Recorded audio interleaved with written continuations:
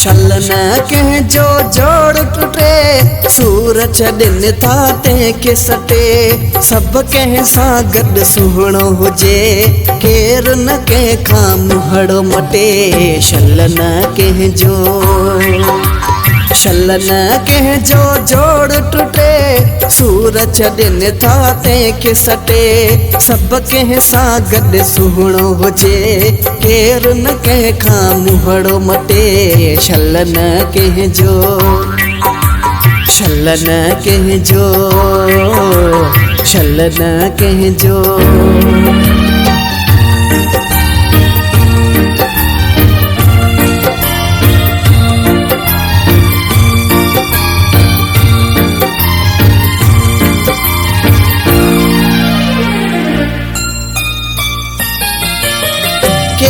वञनि था छॾियूं हलिया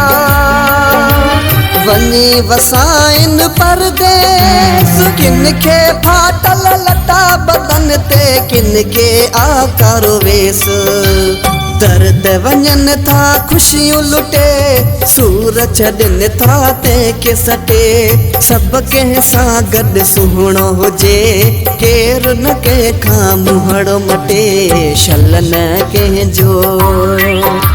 शल न कंहिंजो जोड़ टुटे सूर छॾनि था तंहिंखे सटे सभु कंहिं सां गॾु सुहिणो हुजे केरु न कंहिंखां मुहड़ो मटे शल न कंहिंजो शल न कंहिंजो शल न कंहिंजो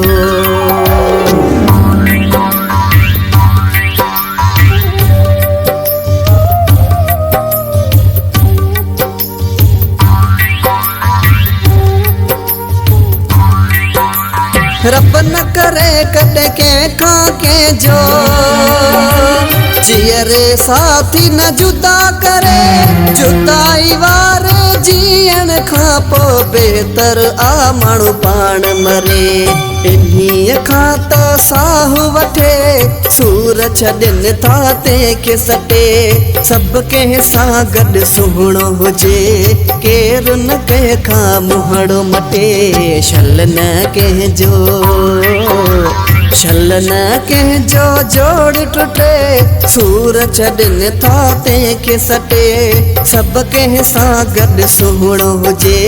केरु न कंहिंखां मुहड़ो मटे शल न कंहिंजो शल न कंहिंजो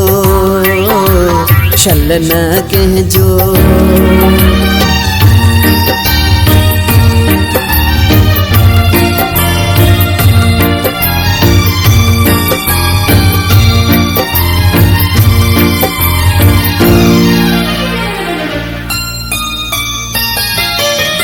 खालिद खोसा सभई गुरो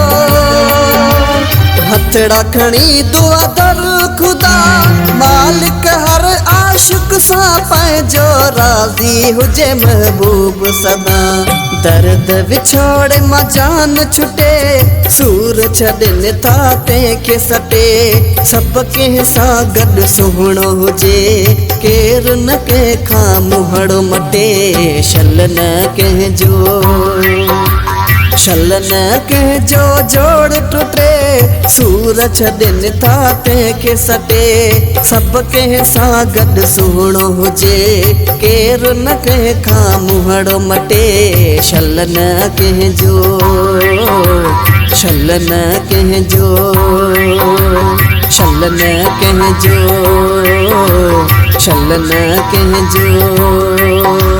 शल न कंहिंजो शल न कंहिंजो शल न कंहिंजो।